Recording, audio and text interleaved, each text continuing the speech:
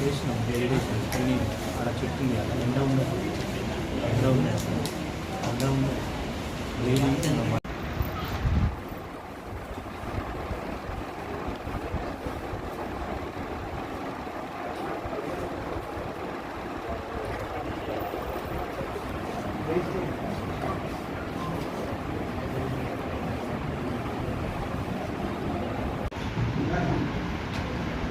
అందరికీ నమస్కారం అండి. ఈరోజు ఉమ్మడి వరంగల్ జిల్లా మరియు నిజామాబాద్, హైదరాబాద్, కరీంనగర్, ఖమ్మం తదితర జిల్లాల నుండి చెస్ టోర్నమెంట్లో పాల్గొనడానికి వచ్చిన విద్యార్థులకు మరియు పెద్దలందరికీ కూడా సుస్వాగతం.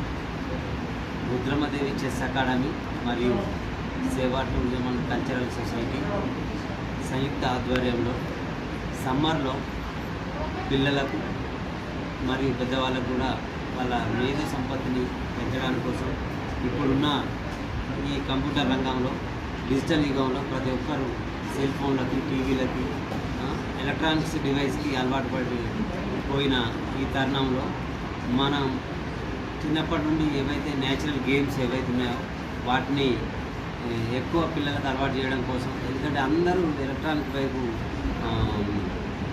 పరిగెడుతున్నారు. ప్రతి ఒక్కరు సెల్ ఫోన్ ఉంటేనే అన్నం తింటున్నారు, పిల్లలు సెల్ ఫోన్ ఉంటేనే హోంవర్క్ చేస్తున్నారు, సెల్ ఫోన్ ఇస్తేనే స్కూల్కి వెళ్తున్నారు. అట్లాంటి దాన్ని డైవర్ట్ చేయడం కోసం మనకు గేమ్స్ అన్నీ నేర్పించడం.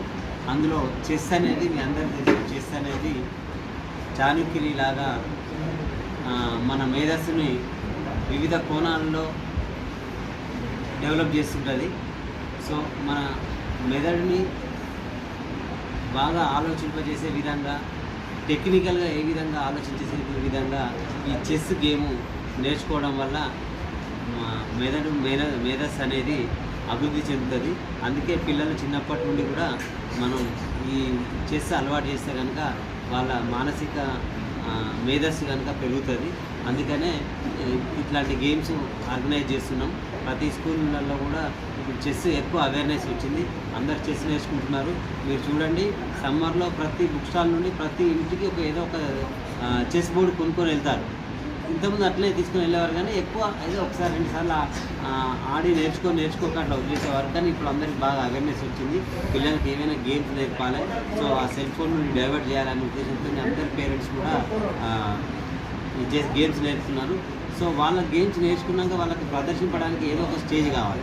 సో దానికోసం మేము ఇట్లా ఆర్గనైజ్ చేస్తున్నాం. వాళ్ళ కాంపిటీషన్, వాళ్ళ ఐక్యూ టెస్ట్ చేయడం కోసం.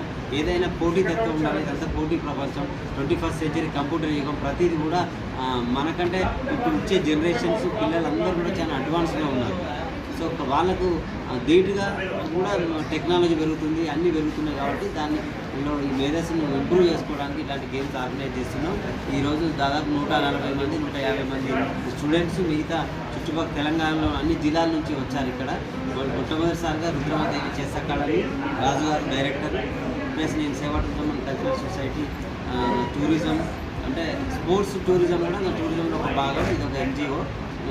టూరిజమే కాకుండా స్పోర్ట్స్ కూడా ఎంకరేజ్ చేయడం కోసం మేము ఇద్దరం కలిసి ఇట్లా ఆర్గనైజ్ చేస్తున్నాం. ఇట్లా ప్రతి 2 మంత్స్కి 3 మంత్స్కి ఒకసారి కూడా కాంపిటీషన్స్ పెడతాం. ప్రతి అన్ని గవర్నమెంట్ స్కూళ్ళలో కూడా మేము ఈ చెస్ని ఇంట్రడ్యూస్ చేసి చెస్ కొనియడానికి, అక్కడ ఉన్న టీచర్స్ చేయడానికి మేము త్వరలో పెద్ద కార్యక్రమం చేయబోతున్నాం. ఇంకా చాలా ఆర్గనైజేషన్స్ కూడా చెస్ గురించి నేర్పడానికి అన్ని ఇన్వాల్వ్ అయి చేస్తున్నారు ప్రతి జిల్లాలో.